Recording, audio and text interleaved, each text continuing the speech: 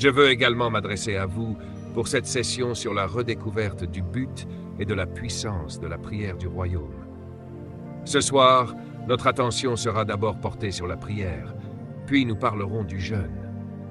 Je veux commencer par dire quelques mots sur le concept du royaume de Dieu et sur la raison pour laquelle nous devons prier. Nous savons tous que le but originel de Dieu pour l'homme était qu'il règne sur la terre en son nom. Nous savons aussi que l'homme a été créé pour gouverner la terre et ses ressources en représentant Dieu. La Bible est claire à ce sujet. Lorsque l'homme a désobéi à Dieu, il est tombé. Mais la chute de l'homme n'a pas été une chute depuis le ciel.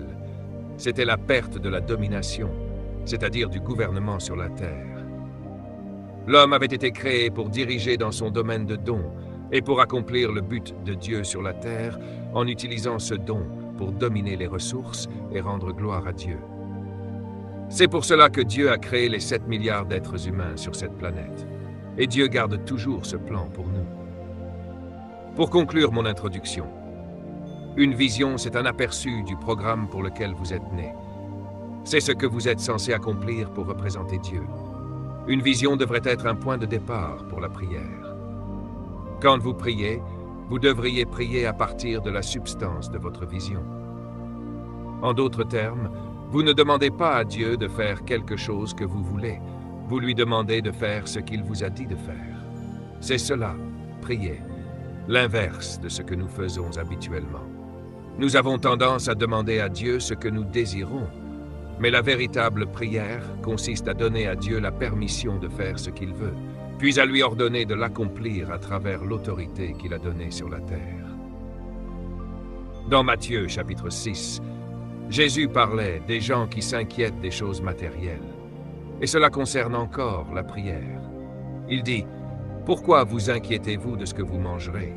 Les oiseaux ne s'inquiètent pas comme vous. Pourquoi vous inquiétez-vous de ce que vous boirez? Les animaux sont pris en charge.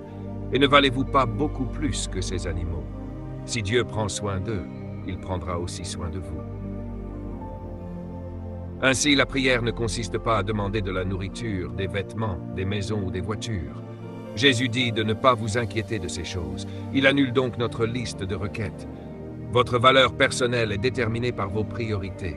Ce que vous considérez comme important détermine votre concentration. C'est souvent pour cela que nos prières ne sont pas exaucées. Jésus, dans cet enseignement, nous montre qu'il y a des clés sur lesquelles nous devons nous appuyer pour fonctionner dans le royaume de Dieu. Les clés sont les principes, les lois ou les préceptes qui provoquent un changement et permettent le fonctionnement.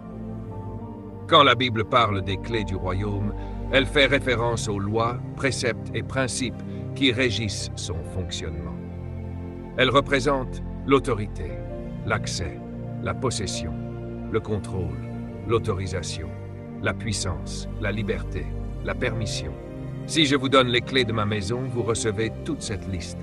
Vous avez l'autorité d'entrer, un sentiment de possession, le contrôle, l'autorisation d'aller et venir, le pouvoir de gérer la maison, la liberté de circuler et la permission de le faire. Quand la Bible dit que Dieu nous a donné les clés, cela signifie qu'il nous a donné toute cette autorité, cet accès, cette puissance et cette permission pour fonctionner dans le royaume de Dieu sur la terre. Jésus a dit, « Je te donnerai les clés du royaume des cieux », pas vers le royaume, mais du royaume. Cela veut dire que nous avons le droit de fonctionner selon le royaume sur la terre. Dans le verset suivant, il ajoute, « Tout ce que vous lierez sur la terre sera lié dans les cieux, et tout ce que vous délierez sur la terre sera délié dans les cieux. » En d'autres termes, le ciel fera exactement ce que la terre dit, parce qu'elle a les clés. La prière est l'une de ces clés. En fait, c'est la clé la plus importante, mais aussi la plus mal comprise, car elle ouvre toutes les autres clés. Lorsque vous comprenez la prière, vous ne cessez jamais de prier. Les gens ne prient pas parce qu'ils ne comprennent pas ce qu'est réellement la prière. Pour ma part, je prie tout le temps. Pas dans un sens religieux, mais parce que la prière est une conscience permanente qu'il faut donner au ciel l'accès à la terre. Cette conscience me pousse à prier continuellement. Il faut corriger notre concept de la prière. Notre culture nous a façonné une image fausse. Dès que nous entendons le mot prière, Nous imaginons quelqu'un à genoux, les mains jointes, prononçant des paroles religieuses. Mais ce n'est pas cela, la prière. Tout le monde prie. Les musulmans prient, les bouddhistes prient, les scientologues prient, les rastafariens prient, les chrétiens prient. Les animaux eux-mêmes, d'une certaine manière, expriment une dépendance. La prière n'est donc pas unique à un groupe. Tout dépend de ce que l'on entend par prier. Pour le croyant, la prière n'est pas une option, mais une nécessité. C'est l'expérience la plus commune à tous les croyants, mais aussi celle qui, malheureusement, donne le moins de résultats visibles. Tous les chrétiens prient, mais très peu participent aux réunions de prière. Dans presque toutes les églises, la réunion de prière est la moins fréquentée. Souvent, on relègue la prière aux personnes âgées, comme si elles étaient spécialement appelées à cela. Mais la Bible ne parle pas d'un ministère ou d'un don d'intercession comme tel. Personne n'est spécialement appelé à prier à la place des autres. C'est un commandement pour tous. Nous avons inventé cette idée d'un groupe de personnes qui prieraient pour que les autres puissent s'occuper d'autre chose. Ainsi, pendant qu'eux prient, certains regardent la télévision, sortent ou participent à d'autres activités. Pourquoi? Parce que nous ne voulons pas prier. Et pourquoi ne voulons-nous pas prier? Parce que nous n'obtenons pas de résultats. Voilà la raison pour laquelle la réunion de prière est la moins fréquentée dans presque 100% des églises du monde. Et cela parce que nous ne voyons pas les résultats attendus. Je donne souvent cet exemple. Avez-vous déjà utilisé un distributeur de boissons gazeuses, y avoir mis votre argent et rien n'est sorti? Qu'avez-vous fait ensuite? Vous avez réessayé. Vous avez remis de l'argent, appuyé sur le bouton et toujours rien. La troisième fois, qu'est-ce que vous faites? Vous donnez un coup de pied à la machine, puis vous la secouez. Vous jetez un coup d'œil autour pour vérifier que personne ne vous voit. Vous lâchez même quelques paroles. Puis demandez pardon à Dieu pour ce que vous avez dit. Et après tout ça, que faites-vous? Vous partez. Et surtout, vous ne revenez pas à cette machine. Au contraire, vous l'évitez. Pourquoi? Parce que vous n'avez pas eu de résultat. Quand un être humain ne reçoit pas de résultat d'une chose, il cesse de s'y adresser. C'est exactement le problème avec la prière. Vous priez encore et encore, mais sans résultat. Alors, vous finissez par traiter la prière comme ce distributeur. Ça ne marche pas, et vous vous en éloignez. C'est une réaction humaine normale face à la déception. La vraie question est donc, est-ce la prière qui ne fonctionne pas? Y a-t-il quelque chose qui ne va pas avec Dieu? Avec vous? Ou avec la manière dont vous priez? Si Dieu affirme qu'il répond à la prière et que vous ne recevez pas ce qu'il promet, c'est qu'il y a quelque chose que vous ne faites pas correctement dans le processus. J'ai eu le même problème. Moi non plus, je n'aimais pas prier parce que je n'obtenais pas de résultats. J'ai vécu la même frustration que beaucoup. J'allais même à ces réunions de prière toute la nuit. J'essayais de rester éveillé, mais je me demandais toujours pourquoi les gens apportaient des oreillers.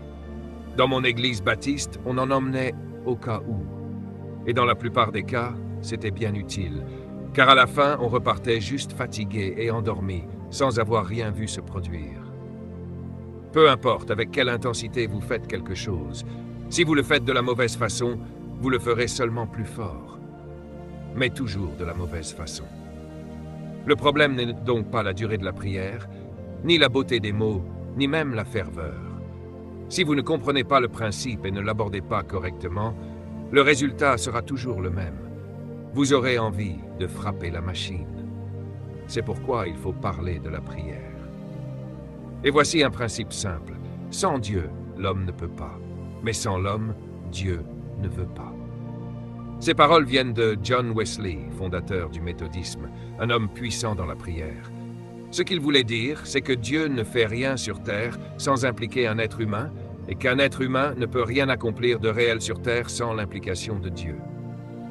Il faut donc un partenariat entre la divinité et l'humanité pour que les choses s'accomplissent sur la terre.